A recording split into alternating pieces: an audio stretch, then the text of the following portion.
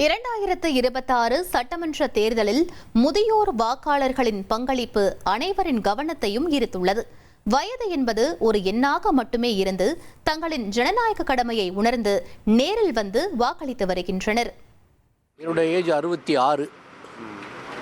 இதான் 9வது முறையாக ஓட்டு போடுறேன். எஸ்ஐஆர் ஒரு நல்ல இதுதாங்க, தேவையில்லாதெல்லாம் கழிச்சிட்டாங்க. இப்போ வேண்டியதை போட்டிருக்காங்க. அது வரவேற்க வேண்டிய ஒன்று தான். அதனால நல்ல உண்மையான வாக்குப்பதிவு ஏற்படும். அதிகமாக ஆர்வமாக இருக்குது. எல்லாத்துக்கும் ஜனங்களுக்கு ஓட்டு போட்டுங்கிற ஒரு ரொம்ப இதாக இருக்குது. நல்லா இருக்கு. நீங்கள் இதுவரை எவ்வளோ தேர்தல் சந்திச்சிருக்கீங்க? நான் கிட்டத்தட்ட இன்றைக்கி 82 வயசு, 21 வயசுலேருந்து இன்றைக்கி 60 வருஷமாக போட்டிருக்கிறாங்க. வழக்கமான தேர்தலோட இந்த தேர்தல் எப்படி இருக்கு? ரொம்ப சுறுசுறுப்பாகவும் ரொம்ப இதாகவும் இருக்குது. காமராசர் ஆட்சியிலேருந்தே நான் ஓட்டு போட்டுக்கிட்டு இருக்கேன். இப்போ 7 மணிக்கே நான் ஓட்டு போட வந்துட்டேன். இது மாதிரி எல்லாரும் ஓட்டு போடுங்க. வயது எனக்கு 85. சரி, இதுவரை எத்தனை தேர்தல் நீங்கள் ஓட்டு போட்டிருக்கீங்க?